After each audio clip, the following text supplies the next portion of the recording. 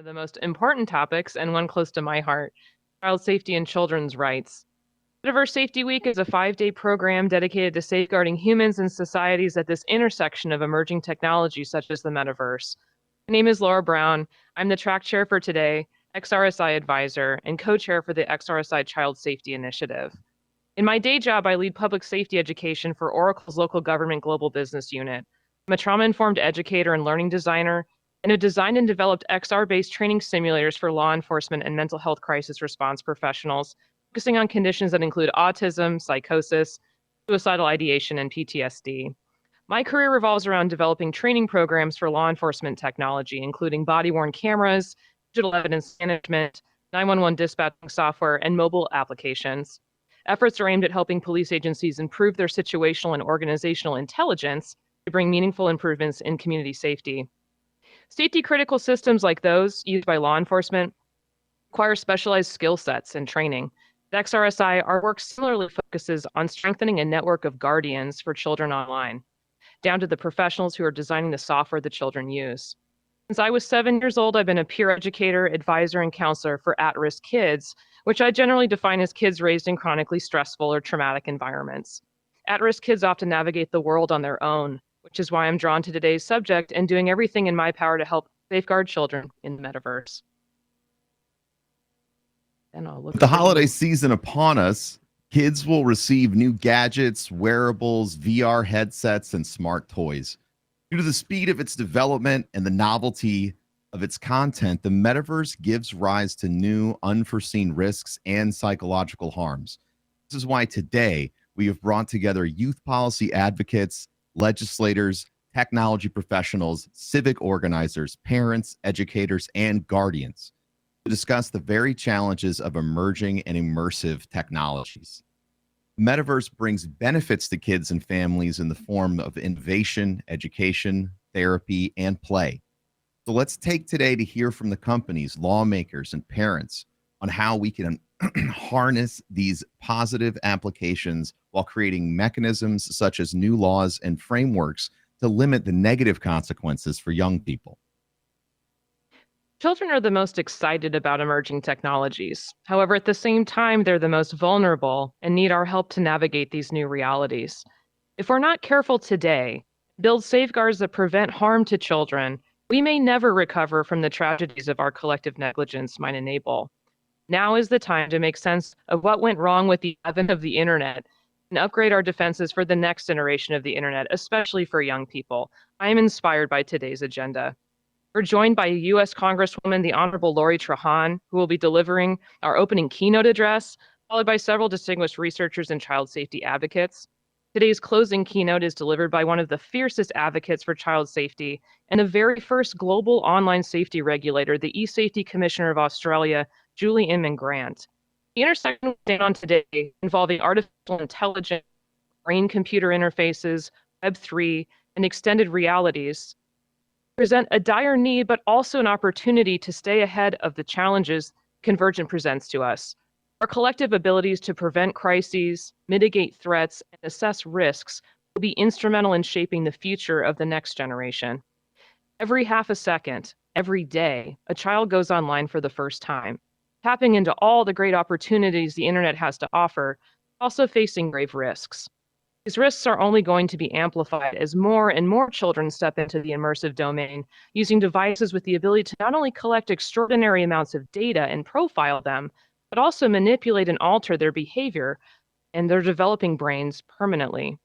These very technologies offer extraordinary superpowers that could make it easier for children to connect with their peers on a global scale and become a tool for children's empowerment and engagement with the rest of the world.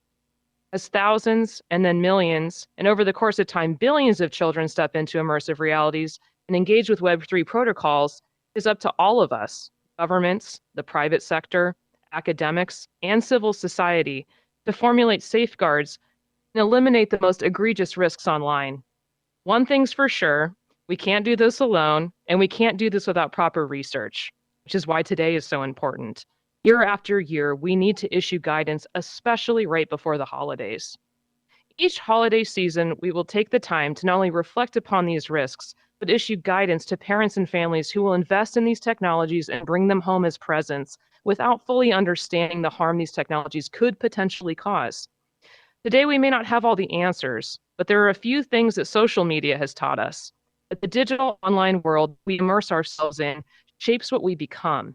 It often dictates our identities, it helps shape our worldview, and it also equips us with tools to nurture and grow our understanding of this complex universe.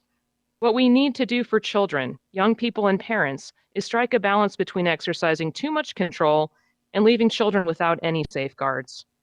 Every parent wants to keep their children safe from harm and danger. There are many ways to keep children safe. For instance, baby-proofing our home, storing chemicals out of reach, locking firearms in safe boxes, and teaching kids cyber stranger danger rules. We should all share the responsibility of creating experiences that are safe by design. And that responsibility must be shared among big tech, the creators, the developers, the regulators, and I would go as far as to say even parents for understanding what children are getting into. Lastly, this all boils down to why we are here today: awareness, education, and research. You will join our host, XRSI, our supporters, and me throughout the day as we collectively create these moments of reflection and learning.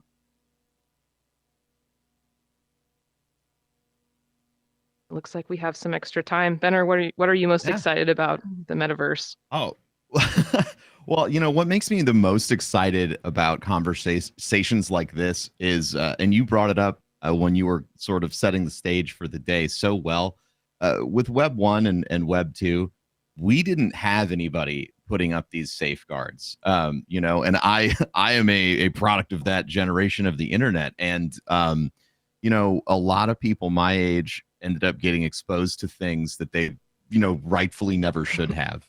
And so it makes me incredibly excited to be a part of Metaverse Safety Week, particularly today, because these conversations are so important for us to have. Without them, we end up with another big unregulated mess that can end up doing a lot or as much harm as it does good. And my hope, especially with our lineup of incredible speakers and fireside chats that we have today, is that we're going to be able to forge the future here alongside, as a coalition of people to make the internet and to make the metaverse a more safe place. I'm very excited about that. What about you, Laura? Yeah, that's really interesting, bringing back sort of the nostalgia of experiences we had growing up. I know growing up online for me, it started with chat rooms in the late 90s and really no guardrails. It was kind of an open season in terms of the things that kids were exposed to, including myself, and it's very much guided my career in terms of pursuing public safety. I think we have a lot of really valuable insights that we can start to apply now, and we're already seeing opportunities for change. And I think what's most exciting is getting kids engaged on a global scale and helping kids learn more about the world around them and these different cultures and communities. We have a really great opportunity to eliminate some of our largest challenges when it comes to bullying and various forms of bias and things like that amongst kids that are growing up. I hope that we can raise the next generation to be global citizens that are very socially aware and thoughtful about how they can contribute to their communities.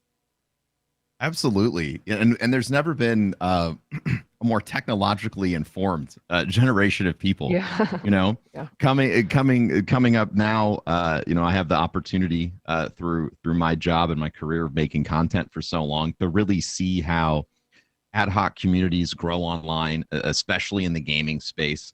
And it is incredible what happens when you have an informed group of young people that are empowered to make the spaces around them safe.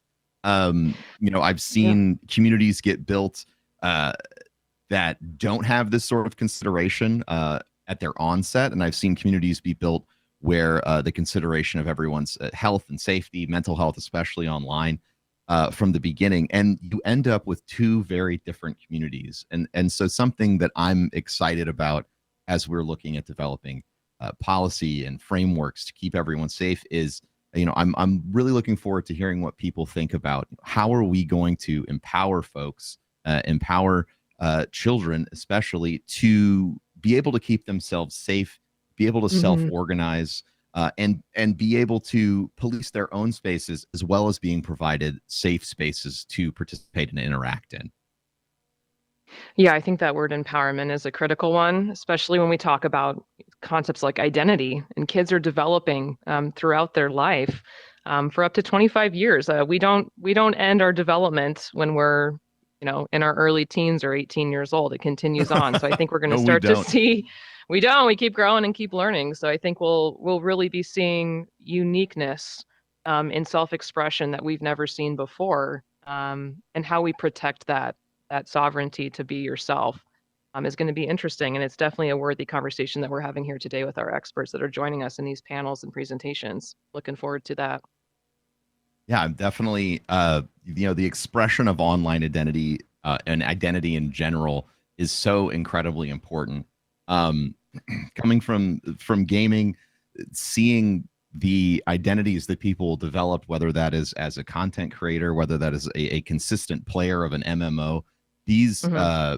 these hobbies that people participate in become fully formed parts of their identity. I've had the joy of hosting a convention where gamers gather together from all over the world, and that you're seeing people meet for the first time in 10 years.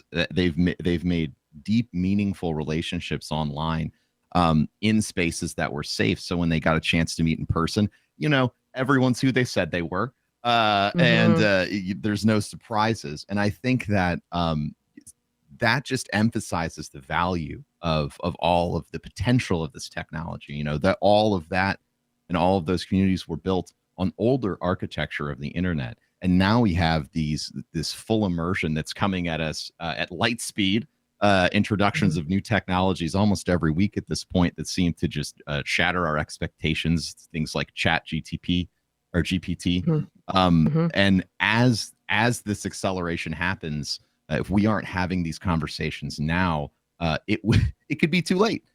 So Hmm. I'm definitely excited to hear what our experts have to say, not just about where we are now, but where can we be in the future? What are the big questions that we need to be asking now, even if they might feel a little outlandish, because technology always moves faster than we expect. Absolutely. I think that's a great segue into safety by design as well, which is what we're talking about broadly at this conference. The objectives as to why children are online is completely different than when we were kids. For folks who were kind of the first generation on the internet, you're maybe going to play a game or listen to music or just check out little HTML dolls or something online. Whereas kids now are learning after we've seen COVID. They're spending a lot of time online, and they're forming their senses of self online. And that's something that we need to treat with the respect and responsibility that it deserves. Um, these are great Truly, insights. yeah. It's always and I mentioned it a little bit earlier, but safety by design is so important. When you create a space that is safe first, the type of communities and the type of people that gravitate towards using that space um, tend Hmm. to have you get more positive results. From my experience online, you get places where people can experiment and grow in very organic way. They are mental somewhere that's Hmm. going to allow them to fully express themselves. But people don't do that unless they're in a safe space. So it's very, very exciting to look into the future and think, how might we help people establish and grow their own identities, children especially online, since it is such a key part of how they interact, not just with each other, but with the world at large. That's great. We're about to head into a 5-minute break, and on Ben's last note there, I hope that you'll all participate and interact with us throughout the day. Please take the time to figure out how to raise your hand or clap or send emojis to us. We really appreciate the feedback. Feel free to message us as well. And we'll be back in about 5 minutes to get our program started for the day. Thank you all for coming.